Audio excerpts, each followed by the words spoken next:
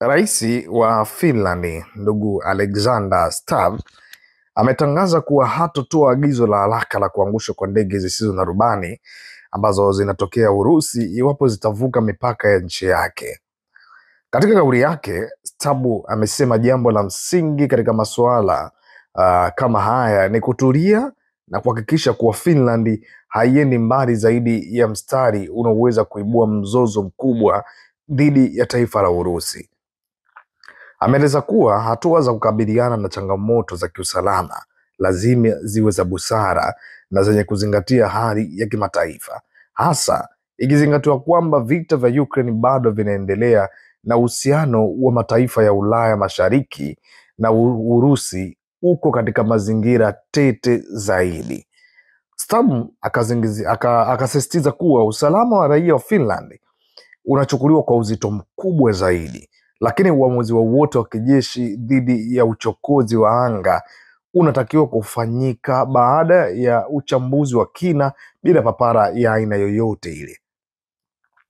Finland ambayo hivi karibuni iliingia kwenye Umoja wa NATO imeongeza ushirikiano wake wa kiusalama na mataifa magharibi, lakini hata hivyo Rais Stubb anataka kuhakikisha kuwa taifa lake linajaribu changamoto linajibu changamoto kwa njia ya kidiplomasia na yenye utulivu zaidi badala ya hatua za haraka ambazo zinaweza kuibua mgogoro mkubwa zaidi.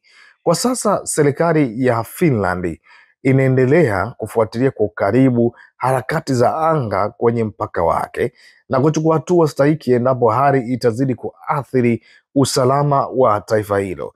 Nadhani Stubb nitamuelewa kwa sababu anaona mataifa mengi sasa hivi ambayo yako katika upande wa NATO yameingia kwenye vita dhidi ya Urusi.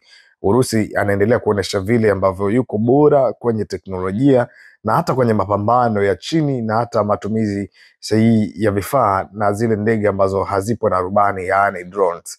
Anajaribu kuonesha namna ambavyo amekuwa bora kwenye upande huo na mataifa mengi yamekuwa yakikinzana naye. Kwa hiyo anachokiona yeye, anaona kama kuna ndege ambayo itavuka mpaka wake, hatutakiwi kujibu kwa ghafla ama kuipua ama kufanya kitu chochote kile. Nadhani njia ya kidiplomasia itakuwa ni bora zaidi, na mimi kiukweli hapa nimempongeza sana kwa sababu mataifa mengi yameshindwa kufanya hiki ambacho yeye amejaribu kukiongea ama atakifanya endapo changamoto kama iliyokumba mataifa mengine yeye itaweza kumkumba pia.